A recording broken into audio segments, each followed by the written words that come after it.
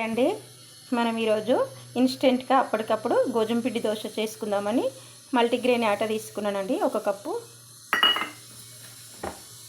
రుచికి తగ్గట్టుగా ఉప్పు, కొంచెము సోడా ఉప్పు.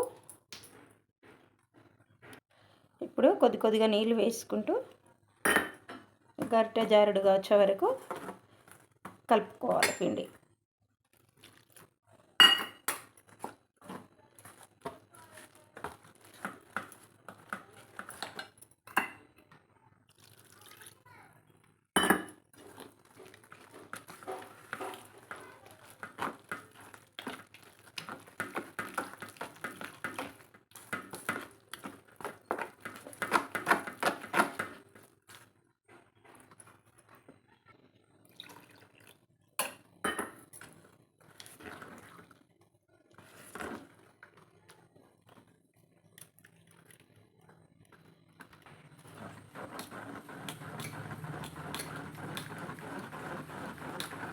ఇట్లా కొంచెం ఇట్లా ఒకటే డైరెక్షన్లో తిప్పితే మంచిగా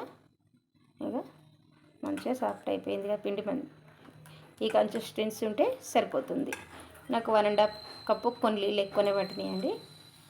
2 కప్పుల నీళ్ళు పట్టినాయి ఈ పిండి కలుపుకోవడానికి. ఇప్పుడు ఉప్పు ఉందా లేదా ఒకసారి టేస్ట్ చూసుకొని ఏమైనా తక్కువ ఉంటే మళ్ళీ వేసుకోవచ్చు.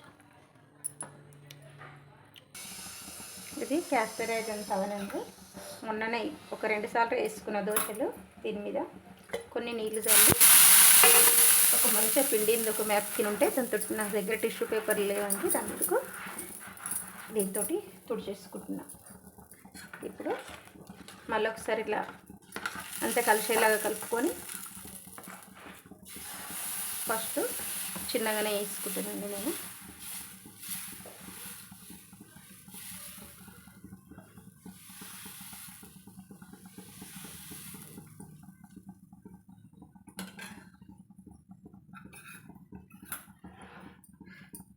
మీడియం ఫ్లేమ్లోనే కాలనిస్తా దోశ.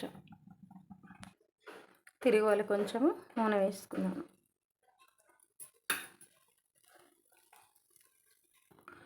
ఇప్పుడు కాలింతలుగా చూసుకున్నాను.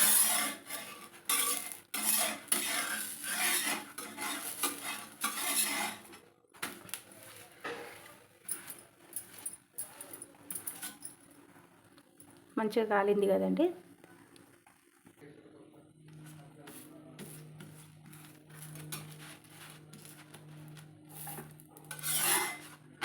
ఇప్పుడు రెండో వైపు కూడా మంచిగా కాలింది కదా. ఇప్పుడు తిరిగేసుకొని సర్వింగ్ ప్లేట్లకు తీసేసుకుందాం. ఒక చుక్క నూనె వేసుకొని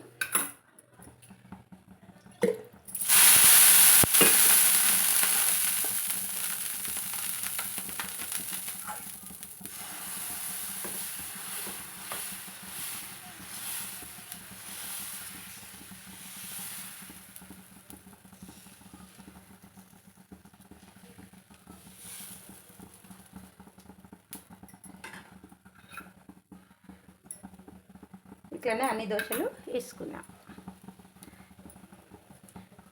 ఒక చిట్కా చెప్తానండి. మనం పరగడుపున అల్సర్ ఉన్న, గ్యాస్ ప్రాబ్లం ఉన్న, ఏదున్నా కలమంద కొంచెం చిన్న ఇంత ముక్క తీసుకొని అది మీద చెక్ తీసేసి ఒక 2 సార్లు నీళ్ళలో కడిగేసుకొని అందులో కొన్ని నీళ్ళు వేసి, మిక్సీ జార్లో కొన్ని నీళ్ళు వేసి ఈ కలమంద అందులో వేసి మిక్సీ పట్టుకొని పరగడుపున తాగి 1 గంట వరకు ఏం తినకుండా తాగకుండా ఉంటే ఇట్లాంటి ప్రాబ్లంలన్నీ తగ్గిపోతాయి, కడుపుకు సంబంధించినవి.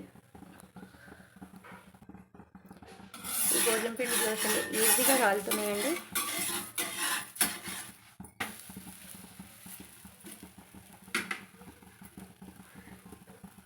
మొన్న ఆయిల్ లేకుండా కూడా వేస్తే కూడా ఈజీగా వచ్చేసినాయి. ఏంది అది దోశల పిండితో వేస్తే.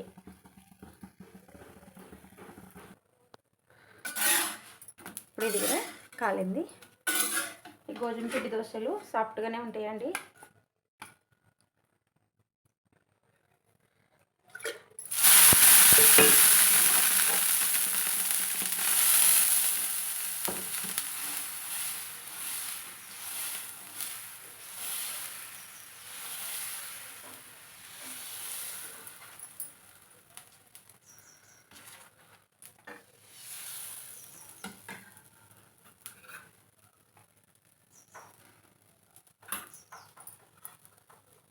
నేను శుక్రవారం మంగళవారం ఇట్లా ఆగ్నేయ దీపం కూడా వెలిగించుకుంటానండి. ఆగ్నేయ దీపం వెలిగించి ఇక్కడ సైడే చిన్న పొయ్యి మీద పాలు కాసుకుంటా. ఇప్పుడు ఈ దోశ కూడా కొంచెం ఒక్క నిమిషం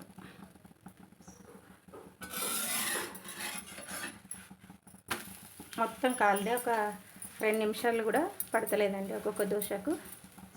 అంత ఈజీగా కాలిపోతున్నాయి కాస్టర్ ఐరన్ తవ మీద.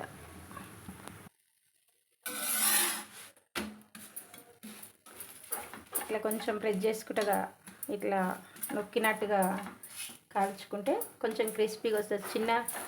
చిన్న మంట మీద పెట్టి కాల్స్తే క్రిస్పీగా కూడా వస్తుంది. మనకు ఇట్లా హైలా పెట్టుకుంటే స్మూత్గా వస్తుంది దోశ ఈ గోధుమ పిండితోటి.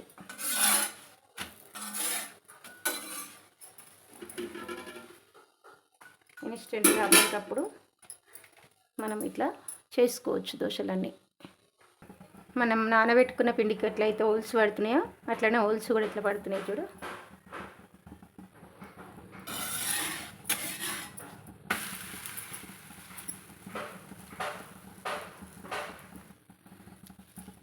దాని మీద చాలా ఈజీగా వస్తున్నాయి ఈ దోశలైనా. మళ్ళీ హెల్దీ కూడా కదండి ఇది. తోమితే జంగు వస్తుందని, అదే రెస్ట్ పడుతుందని బుగులు పడతారండి. అట్లాంటిది ఏం లేదు భయం. అట్లా అని మీకు అనిపిస్తే ఒక నూనె చుక్క రాసి పెట్టేసుకోండి. నూనె రాయకున్నా కూడా ఏం కాదు ఇది.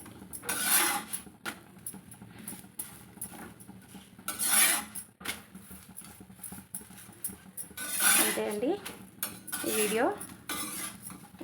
ఇంతే. ఈ వీడియో కనుక నచ్చితే లైక్ చేయండి, షేర్ చేయండి, ఛానల్ని సబ్స్క్రైబ్ చేసుకోండి. ఇది మామిడికాయ చట్నీతోటి అయినా తినొచ్చు. మన ఇంట్లో ఏ చట్నీ ఉంటే ఆ చట్నీతోటి సర్వ్ చేసుకోవచ్చు అండి. ఈ వీడియో కనుక నచ్చితే లైక్ చేయండి, షేర్ చేయండి, ఛానల్ని సబ్స్క్రైబ్ చేసుకోండి, కామెంట్ చేయండి. డిఫరెంట్గా అప్పటికప్పుడు గోధుమ పిండి దోశ తయారీ విధానం. నేనైతే పుదీనా పచ్చడి, మునగాకు కారం పొడి ఉందండి, దాంతో తీసుకుంటున్నాం మేము ఇంట్లో. ఈ వీడియో కనుక ఇన్స్టెంట్గా అప్పటికప్పుడు చేసుకునే గోధుమ పిండి దోశ తయారీ విధానం చూద్దాం.